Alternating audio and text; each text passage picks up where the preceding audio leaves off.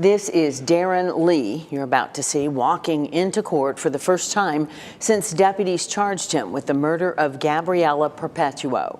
Local 3's Madison Sims has been following the case since his arrest last week. She has new details from the detective. Cindy, we want to warn viewers that some of the details might be hard to hear. The Hamilton County Sheriff's Detective Brian Lockhart says Gabriella Perpetuo was found with a broken neck, a severe brain injury, stab wounds, and bite marks on her body. Former NFL linebacker Darren Lee back in the spotlight, this time in a Tennessee courtroom, accused of murdering his girlfriend, and prosecutors argue using ChatGPT to try to get away with it. He asks how to cover it up. He asks what to say to 911. First responders arrived at a rented home on Snow Cone Way in Ooltewah, Tennessee after a call came in for CPR in progress. And by the time they got there, 29-year-old nurse Gabriella Carvalho Perpetuo was already gone. Outside that house stood Darren Lee, a former first-round NFL draft pick, a man who had once built his name on football fields in front of packed stadiums. And now he was telling police that he had no idea what had happened inside his own home. But that version did not stay clean for long, because prosecutors would later tell the court that before Lee ever made that 911 call, he had already been asking ChatGPT what to do about Gabriella's injuries, what the signs of a bathroom fall looked like, and how to explain what he was seeing. And most disturbing of all, he had even asked what to say without framing it as police trouble. So from the very beginning, this case turned on one question that was impossible to ignore. Was Darren Lee a man who walked into a terrible scene and panicked? Or was he already trying to shape the story before anyone else even got there? And once investigators went inside that house, the story he told started falling apart almost immediately. But before we begin, if you find this video interesting, please give it a like at the end and tell me what you think about the case. It really helps the channel. Let me know in the comments where you're watching from. And don't forget to subscribe for more. Thank you. This video is created solely for educational and documentary purposes. It does not endorse, glorify, or condone any of the criminal actions or individuals described in this case. Viewer discretion is advised. It happened on February 5th, 2026, at a rented home on Snow Cone Way in Ooltewah, Tennessee, a suburb outside Chattanooga. And the call that brought first responders there was already serious before anyone even stepped through the front door. Dispatch had sent them to the house for CPR in progress, which meant that by the time deputies and emergency personnel were on their way, someone inside was already being treated as a medical emergency, and every second should have mattered. But when they arrived, the outcome was already beyond saving, because Gabriella Carvalho Perpetuo was dead. And standing there at the house was Darren Lee. This was the point where the case began to lock in its first version of events, because body cam footage started capturing what Lee said in those first moments, and those first moments mattered. Lee's tone, at least in those first reported exchanges, was confusion. He said he did not understand what had happened, and he tried to place himself slightly outside the event itself, not as someone who had witnessed it unfold, but as someone who had come upon it after the fact.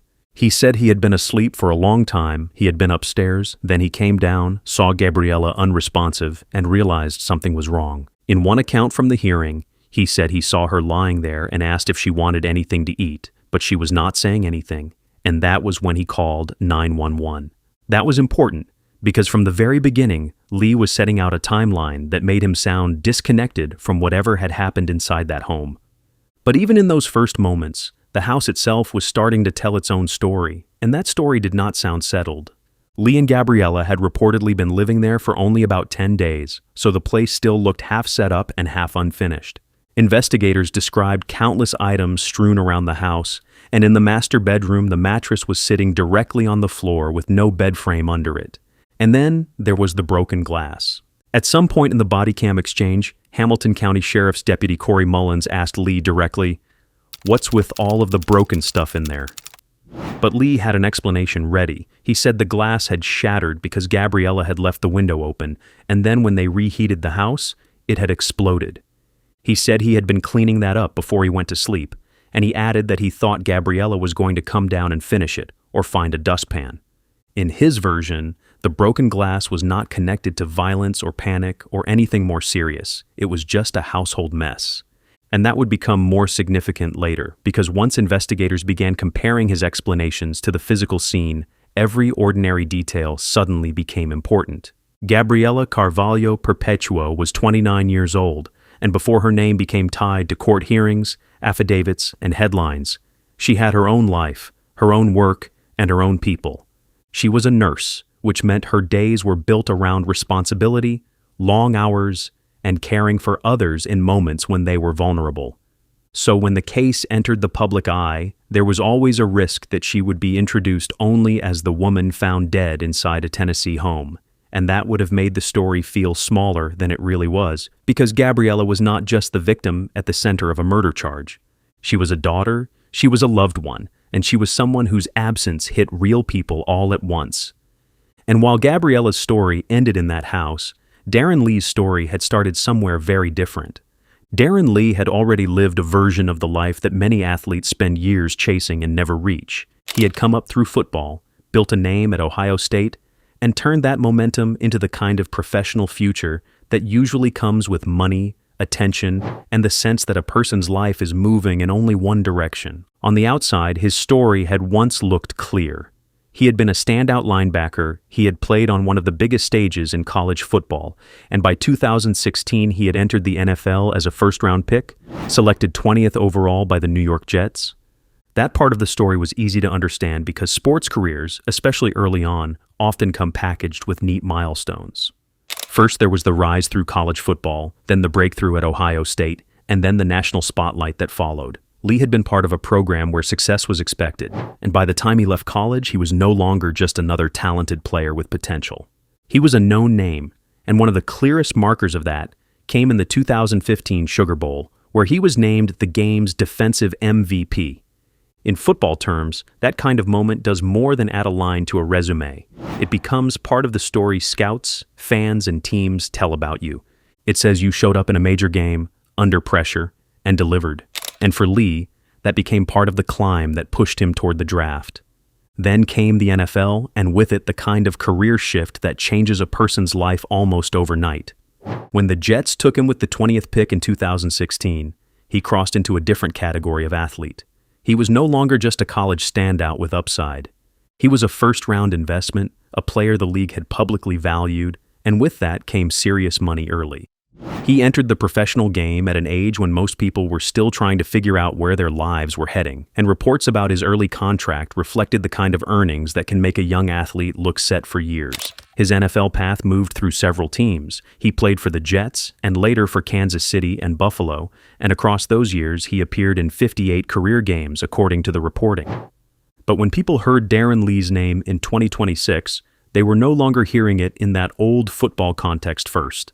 They were hearing about a man living in Tennessee, a man already on probation in more than one state, and a man now charged with murder. Once Darren Lee had given deputies his first version of events, the case began to move away from his words and toward the house itself. And according to investigators, the more they looked inside that home on Snow Cone Way, the less it resembled a sudden and isolated medical emergency, and the more it looked like something had happened there that was far more serious. The first major shift came from the blood evidence, because investigators did not describe one contained area of concern or one obvious point in the house where everything seemed to begin and end. Instead, they described evidence spread across multiple parts of the home, and that changed the feel of the case immediately. Deputies and investigators said there was blood in different areas of the residence, and not just the kind you might expect to find in one fixed spot after a single fall. They said there was blood on the walls, and Detective Brian Lockhart later testified that he had noticed blood on the walls and on the center island in the kitchen. A kitchen island is not some remote or hidden area. It is the kind of central household surface people gather around, move around, and pass by constantly. So when investigators start talking about blood there, the house no longer feels like a place where one private moment of injury quietly occurred. It starts to feel like a place where whatever happened had spread. Then investigators used Blue Star, a forensic reagent that can reveal blood traces not always visible to the naked eye. And according to the hearing coverage, Blue Star revealed additional blood evidence inside the home. So the case was not just about the blood that remained in plain view. It was also about the blood that investigators believed had once been there and had then been partially dealt with. That was where the scene became even more troubling, because investigators did not stop at describing blood in several places. They also described indications that parts of the scene had been cleaned, and that took the case into a very different category. Investigators reportedly found cleaning supplies near places that later tested positive for blood, even where no blood was still visible. And this was the point in the case where Lee's original account began to feel increasingly strained under the weight of the environment around it. And once the injuries were laid out, the shower fall explanation looked even weaker. What authorities described was not one isolated injury that could be debated on its own, and it was not one or one cut that left room for a lot of uncertainty. Instead, they described a cluster of injuries that pointed to something much more serious.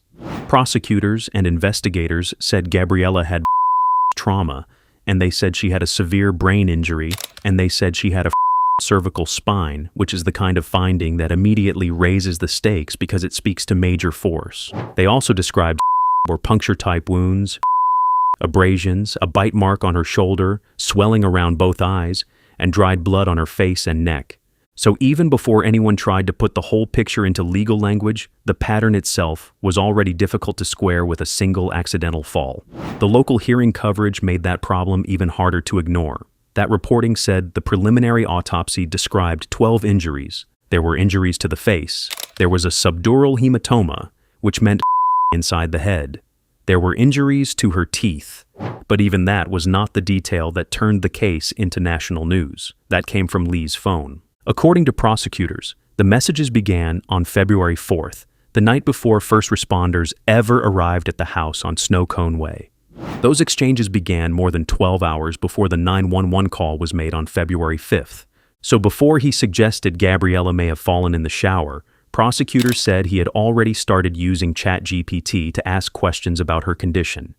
And that timing changed everything, because if those messages came after the 911 call, then a defense lawyer might have tried to frame them as confused, panicked, or badly worded attempts to understand a terrible situation after the fact. But prosecutors were saying the opposite. They were saying these questions came first, and if that was true, then the messages were no longer background detail. They became part of the event itself. The main message prosecutors highlighted was the one that seemed to capture the whole problem in a few lines. In court, they displayed a message Lee allegedly sent that read, in substance, "Don't know what to do right now," and then, "Fiancé did her crazy thing again," and then, "I wake up and she has 2 swollen eyes."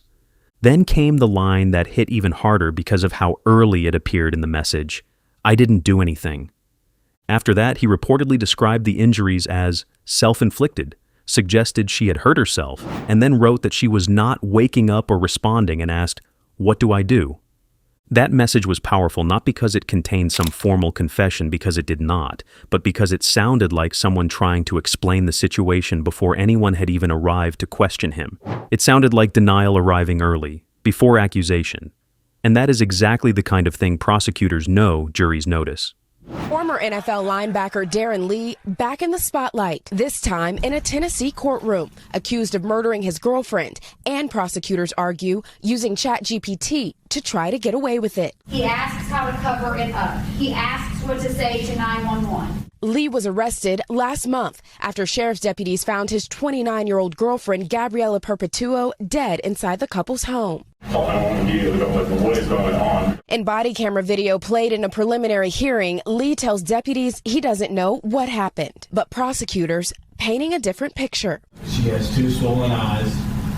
I didn't do anything self-inflicted. That's the lead detective. Reading ChatGPT messages prosecutors say were sent from Lee's phone a day before Perpetuo was found dead, including questions about handling someone non-responsive. ChatGPT, they say, replied, "This is serious, but you can handle it cleanly and protect everyone." Also appearing to reply to a question, writing, "Yes, falls can cause puncture-appearing wounds. They usually don't look like clean knife stabs." There's a whole new frontier. You have ChatGPT, AI, smartwatches, Alexas, all of those devices can now lead investigators in a criminal case. Lee's attorney declined to comment. NBC News reached out to ChatGPT's owner, OpenAI, and did not hear back. Priscilla Thompson joins us now. And Priscilla, there were some strong words from the judge after hearing about some of this evidence. Yeah, Tom, after hearing this testimony, Judge Tori Smith is allowing this case to proceed. She said, quote, she is even more convinced that the offense was especially heinous, atrocious, or cruel. Now, as for Lee, he remains in jail, and if convicted on that first-degree murder charge, he could face the death penalty. Tom. All right, Priscilla Thompson first. Priscilla, we thank you for that. Still to come here on... And prosecutors said that was only the beginning, because after that first message, they said Lee kept going. He allegedly asked what to tell a friend who was dealing with someone non-responsive, but where that friend did not want to call the police. That detail was especially damaging because by then the question was not only about medical confusion, it was about avoiding law enforcement. Then the questions narrowed even further. Prosecutors said Lee asked about the physical signs of a slip and fall in a bathroom or shower. He asked whether puncture-looking wounds could happen from hitting something. He reportedly asked about wounds to the middle of the body and the side.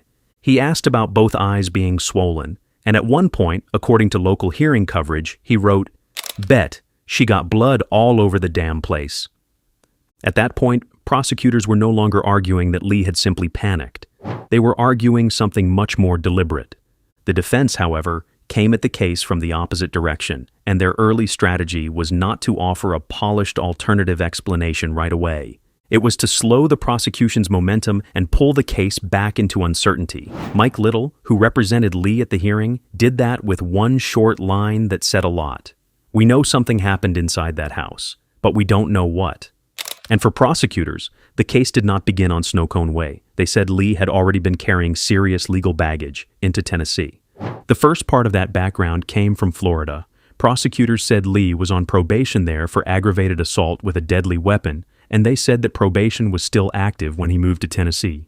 A Tennessee Department of Corrections and Parole officer later testified that he had not obtained approval from his probation office before relocating, which meant the move itself had already become a violation of the terms he was supposed to be following. So even before the murder charge in Hamilton County, prosecutors had a ready-made argument that Lee was already not doing what the court system had required of him. He was not coming into Tennessee with a clean slate. He was coming into Tennessee while still under supervision. And that supervision, according to prosecutors, had conditions attached to it that had not been fully completed.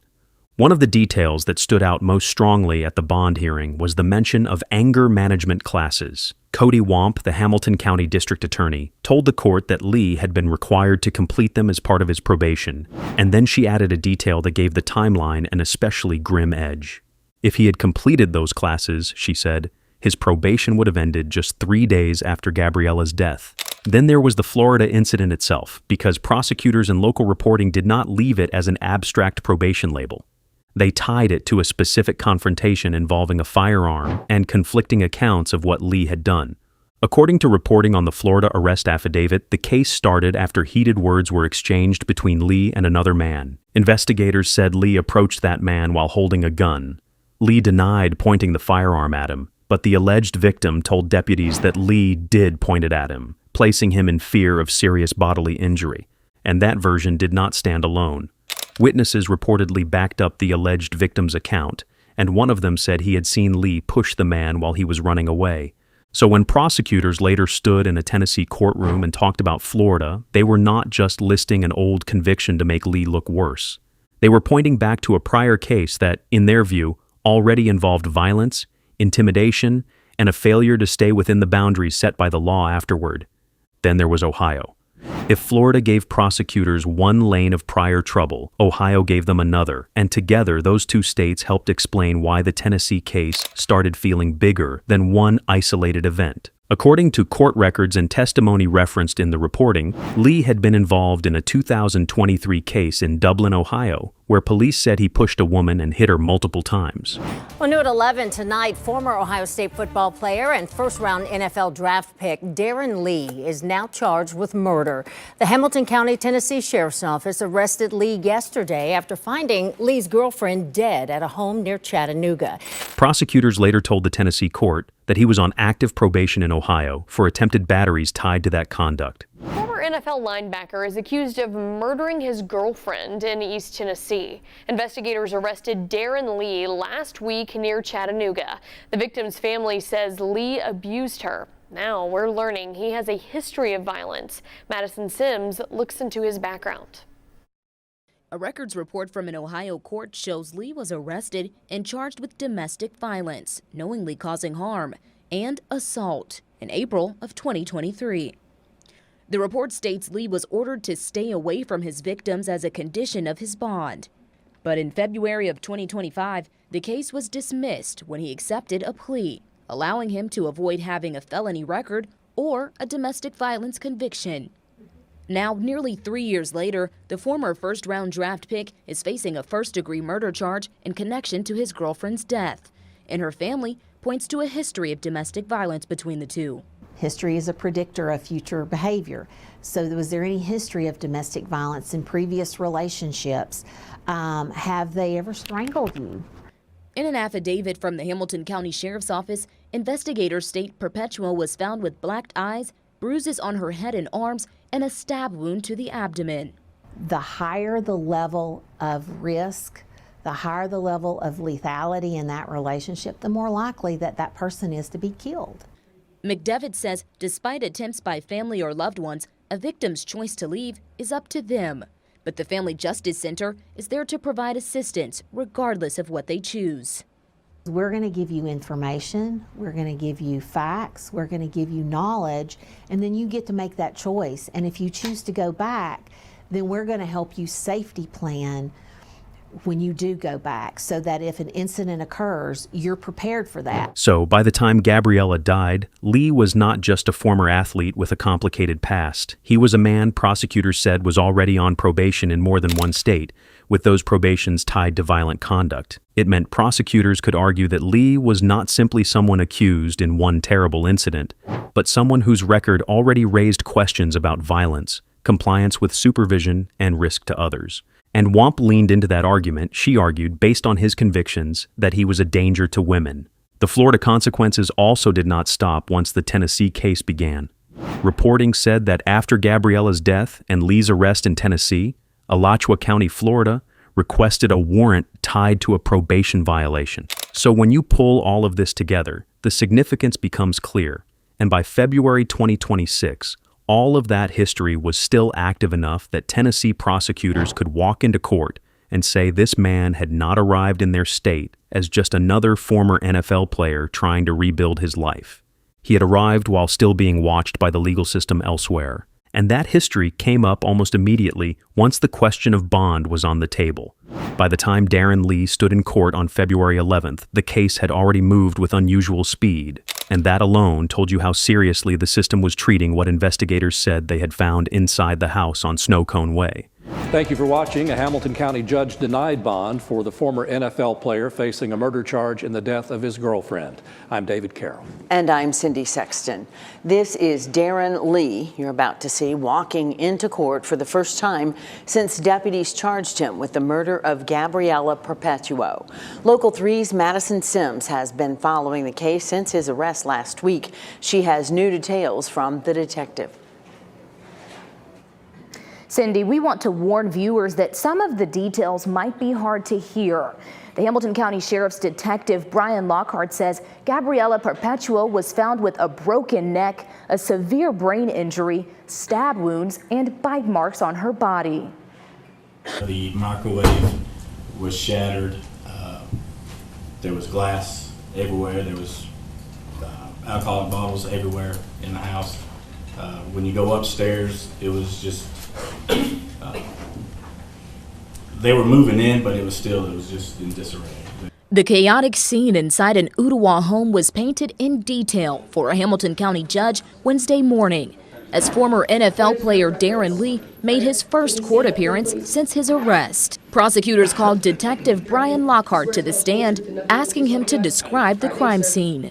Prosecutors came in arguing that Lee was a danger, not just because of the charge in front of the court, but because of the wider pattern they said he brought with him into Tennessee.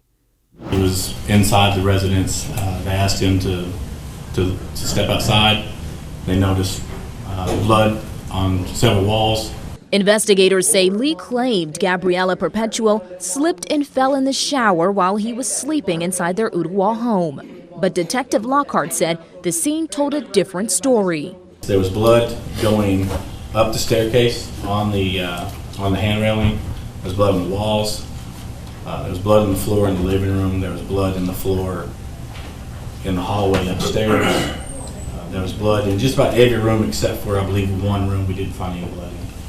Deputies also noticed cleaning products out of place. There was Clorox wipes out of the package, out of the actual plastic container on the floor. There was, you can see the cleanup where there was swipes and wipes. In court, District Attorney General Cody Womp said the state could seek the death penalty, arguing Lee's prior felony convictions and the nature of the crime make him eligible. We could present that evidence to a jury. They could use that evidence to find that the proper punishment for Mr. Lee is death. Lee was convicted in Florida of aggravated assault with a deadly weapon in 2023, and he took a plea in Ohio in a domestic assault case in 2024. By the end of the hearing, the judge made it clear Lee will not be going anywhere. The proof is evident and the presumption is great. So Mr. Lee will remain on a no bond. Lee will remain at the Hamilton County Jail, and his preliminary hearing will be March 9th. And the judge agreed. Bond was denied, and Lee remained in the Hamilton County Jail. And another thing was the penalty discussion, because prosecutors also made clear that the case was death penalty eligible. They had not announced a final decision on whether they would seek it, but even raising that possibility told the public exactly how seriously the state was viewing the case. Then the legal pressure tightened again on March 9th at the preliminary hearing.